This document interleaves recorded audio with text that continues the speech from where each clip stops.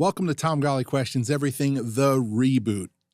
Now, in the past, I've done interviews, long format, that were sometimes 2 hours plus.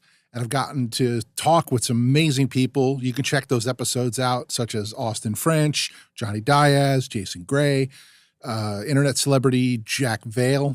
You might know him from those farting in Walmart videos or whatever.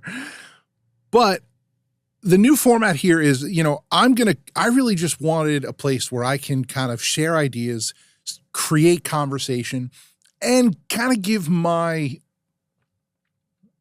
thoughts on certain topics. So this episode is entitled, What Are You Complaining About? So I want to dive into a topic that is going to be a little controversial, and I know some people are going to be a little upset or a little hurt or whatever.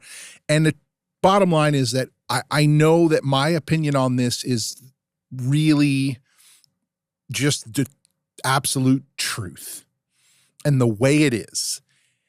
So the question is, what are you complaining about? And who I'm talking to is content creators. I've seen lately, especially in the podcast world even, I've seen YouTubers.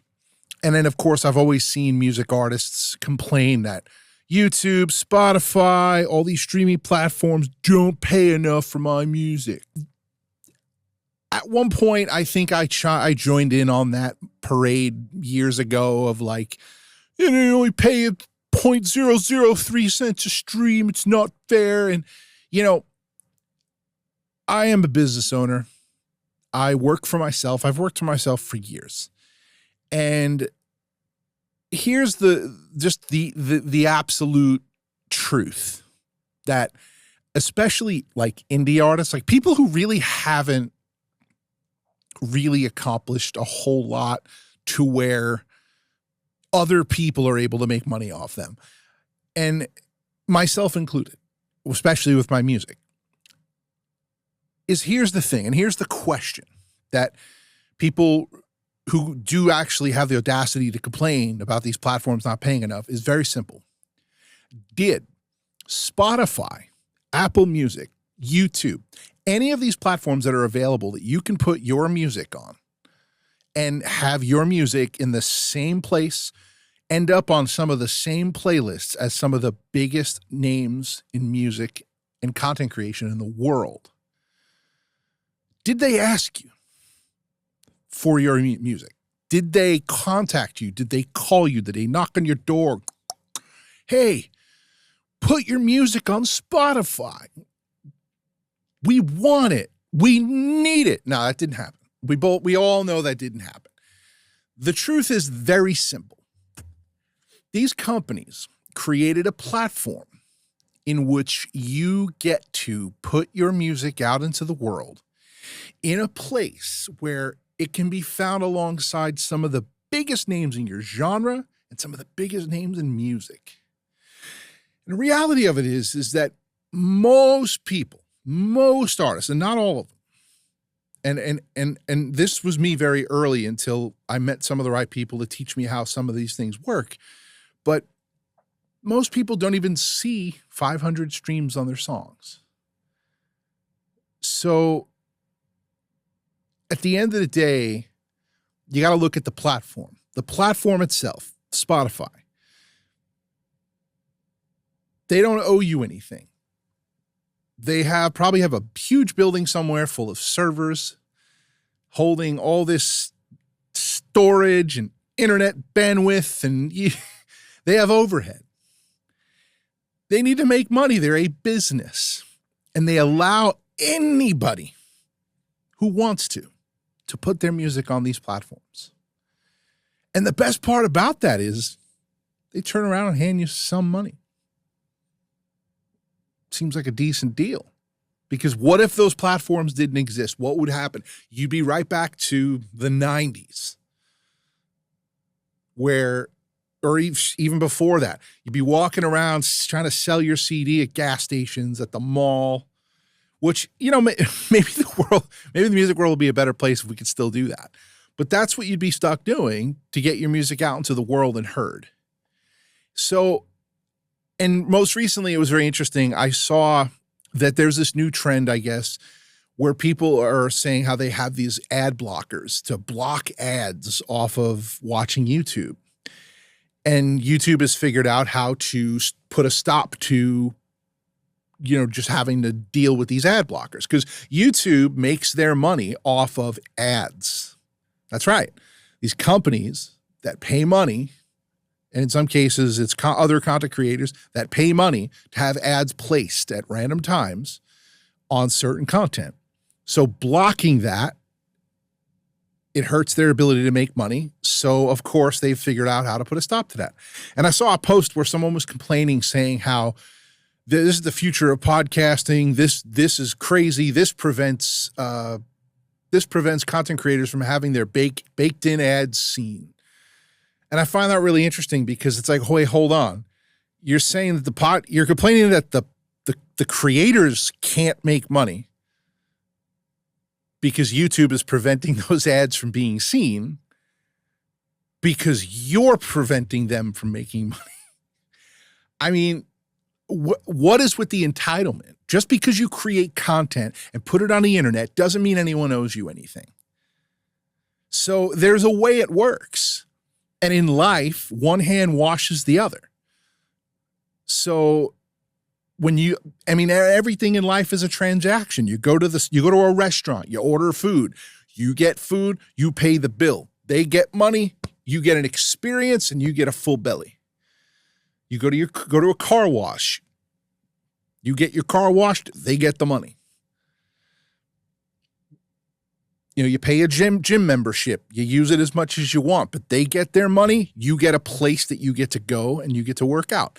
So listen, with the content creation, these are amazing platforms that exist, that are constantly trying to hawk new people, new subscribers.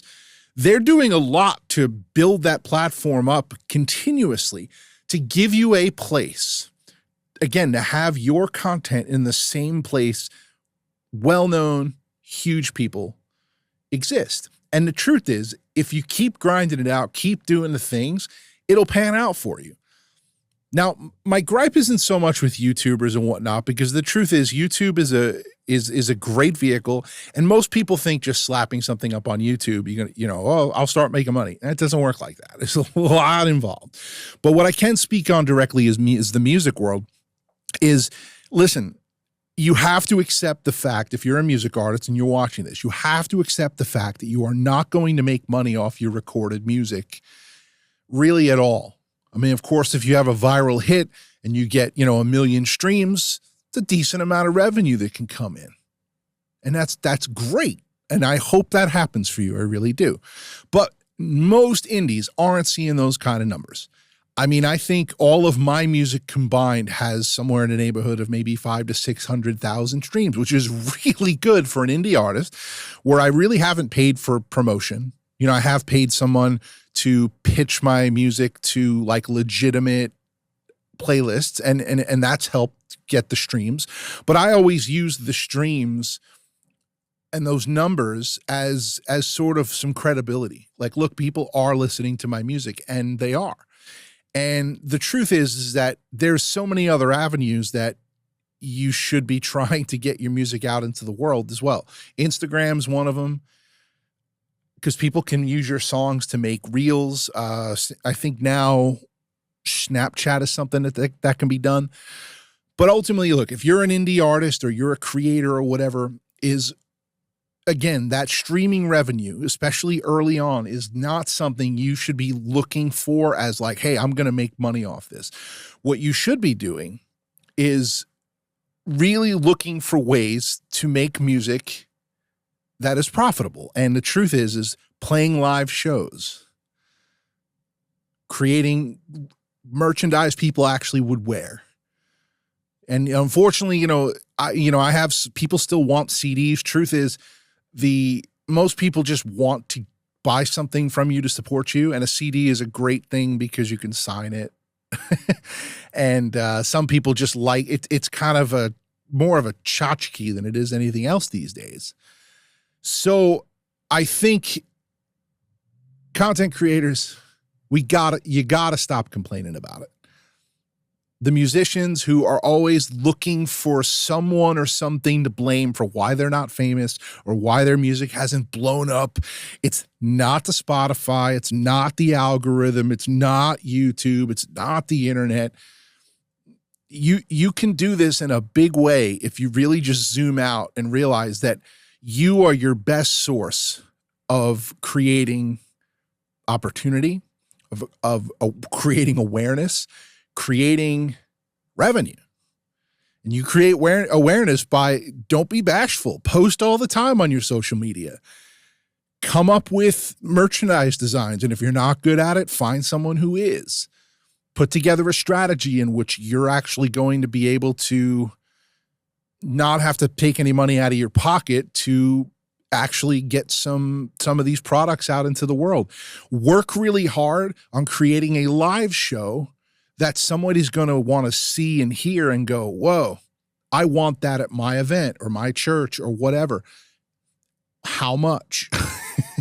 So these are important things that you have to keep in mind, is that if you really think, if you go into making music thinking, hey, I'm going to put my music online and I'm going to make a lot of money off it, you probably shouldn't bother making music. But if you want, and ultimately I heard it said best. When I first moved to Nashville back around 2015, and I'll never forget this, and I tell everybody this because it's absolutely true, is that when you put out recorded music, it is your invitation that you are sending out into the world for somebody to want to bring you in to play live. That is what your recorded music is. It is not a true blue revenue source. Now, don't get me wrong. There may come a day where somebody hears one of your songs, wants to cut it, and now some major artist, and you can make money. I mean, there's countless ways. I'm not saying that you'll never, ever make money. But what I'm focusing on is that indie artist who has ideas and lofty goals and dreams. And ultimately, you need to get out there and find those. You need to find those things. You need to find those ways to generate revenue, because streaming and stuff isn't it.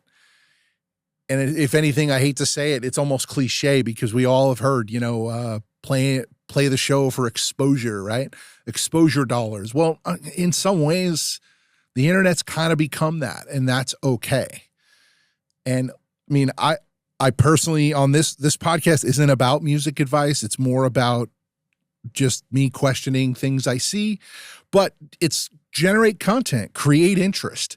And as a businessman, what I will say is this: there's a saying that I heard from Grant Cardone, and he says it all the time: money follows attention. So you got to find ways to get as much attention as possible, and the money comes. I would also argue that not just money follows attention, but opportunity follows attention. So just find ways to get your stuff out there. And instead of just joining the ranks, I mean, again, maybe someone like Taylor Swift or Jelly Roll or people like that have the ability and the draw enough to say, hey, a lot of people want to listen to my music and they come to Spotify. They should pay us more. There might be some truth in that. But until you're on that level, selling out stadiums and arenas, that's not your fight. And that's really that's not a fight you have a dog in. So it's best to just sort of focus on you, do you, play those open mics, look for those opportunities, get out there, because there is zero reason to be complaining. And when it comes to YouTube channels, podcasts, everything, look, I know I produce podcasts right in this very room, and I have a lot of amazing clients, and I tell all of them the same thing, and some of them hear me, some of them don't. But I always tell people, if your goal is you're going to get to 10 episodes and you're going to, quote, see what happens, you probably shouldn't even get started. The reality of it is, anyone who's ever found success in that world, or even YouTube channels or whatever, is they'll always say, like, focus on getting to 100, whether it's 100 pieces of content, whether it's 100 episodes of a podcast. You have to really prove that you're in this for the long game, because sure, there is a small % chance that something you do could go viral and it could take off and make you a lot of money. like that Hawk Tuah girl, and we've all seen things like that. And those are just very rare flash in the pan moments. They are certainly not something to be mirrored, echoed, or modeled, because that's just not the way this works.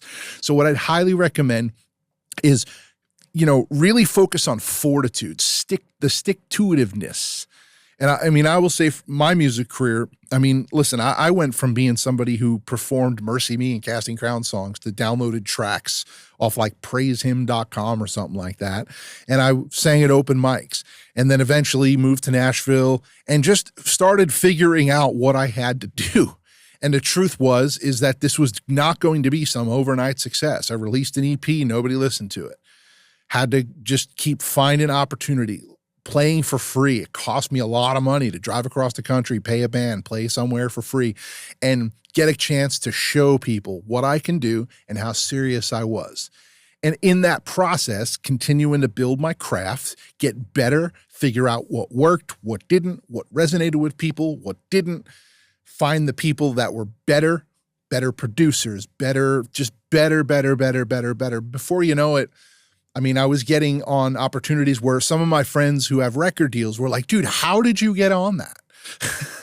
Or, wow, that happened for you? Dude, that doesn't happen to indie artists. And I was very blessed. And COVID, unfortunately, kind of toppled me and a lot of other life stuff. So I'll address that maybe some other time. But, who knows? Maybe there's a stage with my name on it in the future. And whether or not that happens, I am very proud of what I've accomplished. I have amazing music out there that people tell me is amazing and have been impacted by, and I've had an incredible experience with all that. So I just want to encourage you, if you're actually taking the time to watch this, is look, no matter what you want to do, whether music career, whether you're content creating, I don't care if you don't want to be a hairdresser. My advice is this: stop complaining about the things that are hard and start embracing the things that are hard, and start looking for what's going to work instead of griping and complaining and hoping something changes that just because other people are complaining about it too. Let them waste time complaining. You just get to work. And a great example of this is like if you were climbing a mountain with some friends and a whole bunch of there was like a mudslide, and like sort of the way everyone was hoping to go just got blocked, right? And the goal is to get to the top of the mountain before it gets dark and cold. You got plenty of daylight left. Well, are you going to stand there and hem and haw and complain and cry with the crowd? Or are you going to just, would your time be better spent looking for that opportunity, looking for another path? And that's what I encourage you to do with all of these things. Let's stop complaining. The platforms are businesses. They deserve their money. And they're not going to give you the lion's share because, let's be honest, Tom Golly is a nobody. Joe Smith, Becky Martin, or whatever these people are, we're nobody. We really bring them no value. And I'm sure I'll see a comment to this if somebody watched it of I bring lots of value. All my friends go to Spotify. Yeah, you're right. But compare that to Jelly Roll. Compare that to Taylor Swift. They can afford to lose you. You cannot afford to lose these platforms. So just be blessed they give you anything at all, even if it's crumbs. Because the truth is they literally could just say, hey, just like Facebook, hey, post away. Do your thing. We have no reason to give you a thing, right? So instead, go at it with gratitude, use these things as a tool, and let's stop complaining. This has been Tom Golly Questions Everything. Thanks for tuning in, guys, and I look forward to my next question, which I'll be tackling really whatever's on my mind at the moment. And hopefully some of these episodes will also include maybe some fun React videos and maybe a special guest where I bounce some of my questions off, and who knows, maybe get into a heated argument with my friend or two and show people that it is healthy to have disagreements with your friends and you could still be friends. So thank you, guys. Be sure to like, follow, and subscribe, and we'll see you next time I have a question. Peace.